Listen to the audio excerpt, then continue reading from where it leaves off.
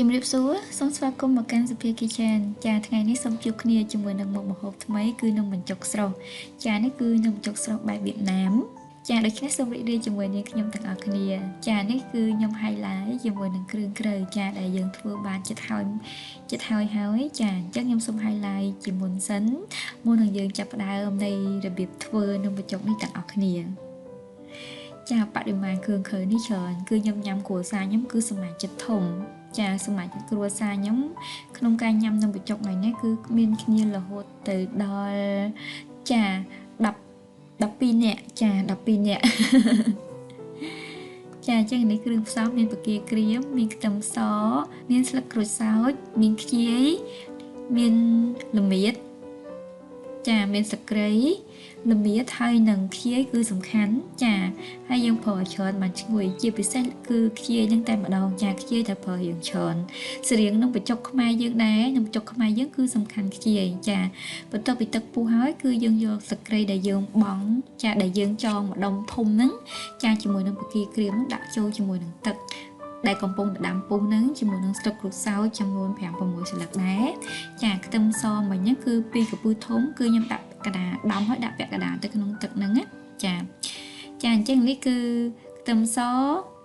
ខ្ជាយល្មៀតគឺយើងបុកចាបុកវាឲ្យម៉ត់បន្ទាប់ពីបុកម៉ត់ហើយខ្ញុំលែងពាក់កដាខ្ញុំទុកសិន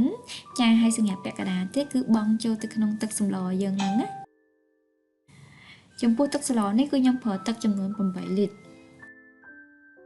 ប្រើត្រីស្ដោភាគច្រើនយើងធ្វើនំបញ្ចុកហ្នឹងយើងប្រើតែត្រីស្ដោឲ្យព្រោះសាច់វាច្រើនណាចានេះត្រីស្ដោហ្នឹងកាច់មានជាកង់ខ្លីៗតិចមកហើយឆូតវាមកស្ងោរចាប់ឆ្អិនអញ្ចឹងត្រីហ្នឹងបន្ទាប់ពីយើងឆូតហើយយើងនឹងយកមកប្រឡាក់ជាមួយនឹងគ្រឿង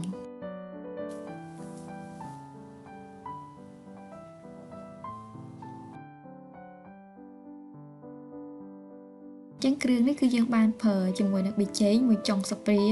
ជាមួយនឹងអំបិលកន្លះស្លាបព្រាបាយ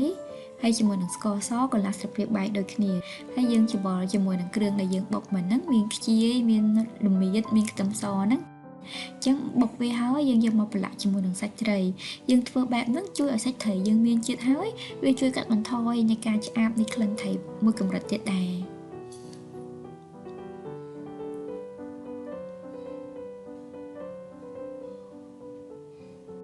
យើងធ្វើការប្រឡាក់វាឲ្យសព្វល្អមកណាចានេះគ្រឿងក្នុងទឹកស៊ុបហ្នឹងគឺប្រើអំបិលចំនួន1ស្លាបព្រាបាយប៊ីចេងគឺ1ចិបទេចាហើយជាមួយនឹងស្ករពាងចំនួន1ស្លាបព្រាបាយពេញ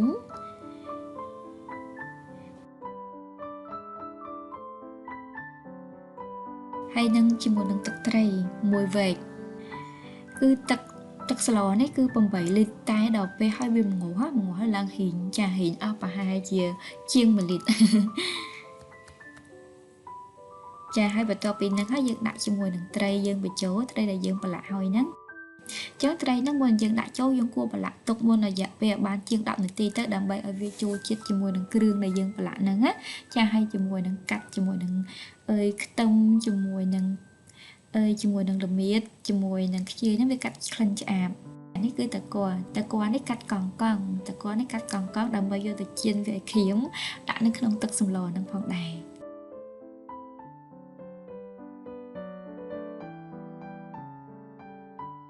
នេះខ្ទះយើងបើកឲ្យក្តៅមកបន្ទាប់មកយើងដាក់ប្រេងឆាហើយយើងដាក់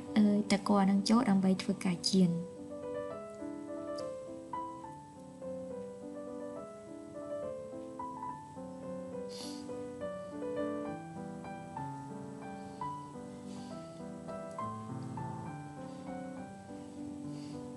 ពេលដែលវាក្រៀមម្ខាងហើយយើងធ្វើការត្រឡប់វាមកផ្នែកម្ខាងទៀតអញ្ចឹង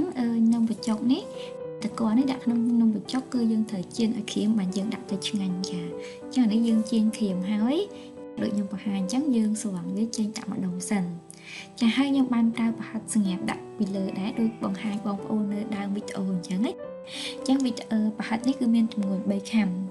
ប្រហិតត្រីឆ្លាតមានទម្ងន់3ខាំយើងប្រឡាក់គ្រឿងប្រើអំបិល1ចិបស្ករស1ចិបប៊ីចេង1ចិបមកចាត្រីឆ្លាតគឺយើងយកលភាតបដូចខ្ញុំបង្ហាញបងប្អូនអញ្ចឹងណាចាប្រហិតត្រីឆ្លាតប្រហិតត្រីដែលសុទ្ធគឺងាយស្រួលយើងមិនបាច់ bọc dương mạch vai gì bong ôn đã krương krơ háo chỉ bỏ giờ lập phía tập bị lừa đội nhom chân á cứ bắt ăn lẳng sạch bong ôn vai là hốt đó khơi sập hiệp đội nhom chạy anh cứ bắt giống cứ sạch ỏi cho bị bắt ăn dương ban sòng cát vì là hốt đó sạch thái pun vì háo giờ mà chiền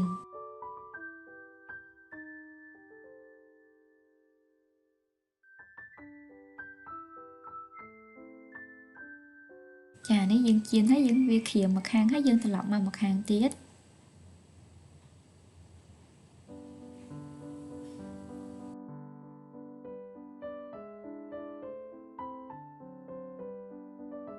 khai chả rụi rồi hái trong bộ bạch chiên vào dương chẳng bắt đầu bị bạch năng hái dương thử hành cha hành việc chia bạch tê hát dương hành hiện ở đây cầm bạch tịch cha đầm bay khơi ở bạch tê dương nó khơi bạch dương nó khơi bạch tê hiện thùng thùng cha bạch tê thôn bàn dương hiện đã lơ cha tới khơi tùm đường ngành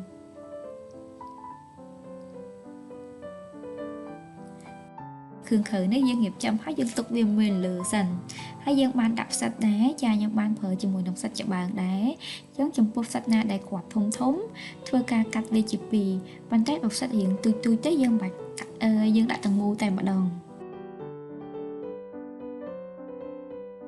chẳng nông phải chọc đấy bên đã khác hai tha nông phải chọc đọc sạch cha đại kia đạp sạch ơn đại bị lửa anh ấy nhông ban rong chăm thầy cho anh đó nhông ban hiệp cường khởi gà hơi dương nhâm nông phải chọc nó dương miên cho mùi nâng tật đây mà té cho mùi nâng tật cặp bí hay cho mùi nâng ẩm pa tùng chà hay chùm phu tật đầy nhông đại châu của bị nâng ẩm pa tùng nó cứ dịch tật sốc đầy dương ban ngào tray anh nâng trà giờ mà đại biệt bị chỗ chà này cứ tray dương cho anh này cha tray cho anh hay dương sầu thầy nâng trách nằm bay dương thua cả bầy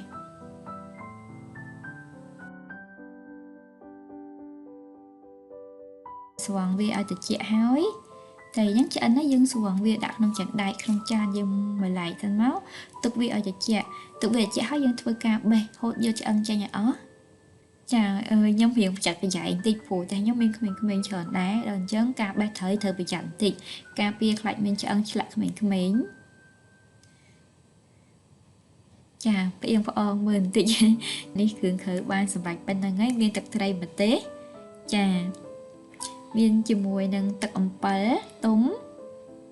tray ngáo và hạt tray chiến ta qua chiến nông vật chốc ta cà pí hay lại với cứ miên trồn chết tự cuốn sao có trái sân đáy bột bà rắn sân đáy cua hơi nàng chi nàng vờn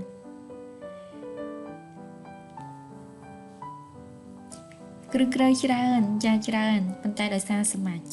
mà chất tay nhông khinh tròn chiếc đập nẻ chàng chiếc đập nẻ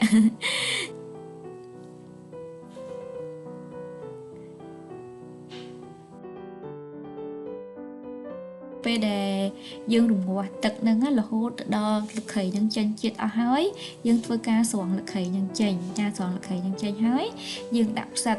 cha đạp sách hơi chỉ mùi nâng đạp tại qua dương chiên nâng cha hai bông ôn lụa mơ tết cha tác dụng nâng ai ơi tham khưởng khởi từ tam chùm đầu chặt bàn té tác dụng nâng cầm cua ở prai nhé cha đời xa ấy dương nhắm chùm mùi nâng tật cặp pi dương nhắm chùm mùi nâng tật thầy gầy chấn tác dụng dương ngọc ở miền chật prai cha ở tác dụng dương mình nuôi chỉ diện sàn thì cha chăm dương tham pi để dương nhắm phù mà hốc ơi phù nông bị chọc nếu dân ai tham chùm mùi nâng ơi score bị khẽ tiết bộ bàn đài chàng chẳng còn ai với phẻ chối nè chàng cái ná phẻ chối là phù nông bị chọc nếu dân thở cao tắc lọ với cái đai là hột dân bộ co dân bộ to cao rùm ngon là hột chà bờ mình chân tết chà bờ sân thì dân đặt prai hết dân lùng quá tới với canh tập prai hay dân lia chùm mùi nâng nhâm chùm mùi nâng tắc xem tết với canh tập prai tiệt đấy chàng chẳng tắc sụp dân còn ai prai chàng anh ấy lại mấy bông ôn khơi nhâm hiệp với cứ đặt tam đầm rồi cả chà chân châu chật ấy nhâm ấy bông mà chạy của xa dương đấy dương đặt tam chùm nổi chật cha lại đấy cứ bụi nhâm dâu mau sầu sần cha nông bộ chốc có bụi nhâm dâu mau sầu trên mà xa sân đài sinh nghiệp bê từ nhằm kê lại cây khang khéo chung cá nè lúc có ớt xấu hề chà quạt đuôi tóc xà lò cái đáy nó sụp bị lơ tay mà đòn pan từ xa chùm nổi chật cha chùm nổi chật bụi nhâm chơi chật lại ấy xấu ở hiện tuần trà bắt đầu bị hói dương đuôi chim mùi nâng tật xà lọ dương cái đáy để bung nấc do mà đặt chó lên nâng bị chọc dương nấc trà bà nấy bắt đầu mà tiết dương nâng tham krương krơi và tham tiệt tham chim mùi nâng sạch đấy để dương bán bay rồi hỏi nấng và tham chim mùi nâng và hạt chiến trà để dương bán chiên hay cắt chia bằng tẹo nấng យើងបន្ថែមជាមួយនឹងជីចាជីគ្រប់មុខក៏បានជីនាងវងក៏បានហើយបន្ថែមជាមួយនឹងទឹកកញ្ឆាយចាគ្រឿងជីគ្រឿងអីយើងបន្ថែមទៅតាមចំណូលចិត្តរបស់យើងចាបន្ថែមជាមួយនឹងគ្រឿងកាន់តែឆ្ងាញ់ទៀតគឺទឹកត្រីម្ទេសជាមួយនឹងទឹកអំពិលទុំជាមួយនឹងទឹកកាពិហើយអានេះខ្ញុំមានលាយជាមួយកូនចានទៀតគឺ3មុខច្របល់ចូលគ្នាទឹកកាពិជាមួយនឹងទឹកត្រីម្ទេសហើយជាមួយនឹងទឹកអំពិលទុំហ្នឹងលាយមកកូនចានទៀតពេលដែលយើងញ៉ាំហ្នឹងយើងមានសាច់ត្រីយើងមានតែក័រយើងមាននំបញ្ចុកហ្នឹងជ្រលក់ជាមួយនឹងទឹកត្រីហ្នឹងមកតាំងទៀតដូចខ្ញុំញ៉ាំបង្ហាញនេះណាគឺធ្វើឲ្យនំបញ្ចុកយើងហ្នឹងកាន់តែឆ្ងាញ់មួយកម្រិតទៀតចាបងប្អូនសង្ឃឹមថាបងប្អូនរីករាយជាមួយវីដេអូខ្ញុំមួយនេះចាហើយអរគុណច្រើនសម្រាប់ការតាមដានទស្សនាជួបគ្នានៅវីដេអូក្រោយៗទៀតសម្រាប់បងប្អូនដែលអត់ទាន់បាន Subscribe ទៅលើ YouTube Channel របស់នាងខ្ញុំទេចាសូមជួយ Subscribe ដើម្បីទទួលបាននូវវីដេអូថ្មីដែលនាងខ្ញុំតែងតែ upload ថ្មីចាអរគុណច្រើនជូនពរទាំងអស់គ្នាសុខភាពល្អរីករាយជាមួយនឹងក្រុមគ្រួសារទាំងអស់គ្នាចាបាយបាយ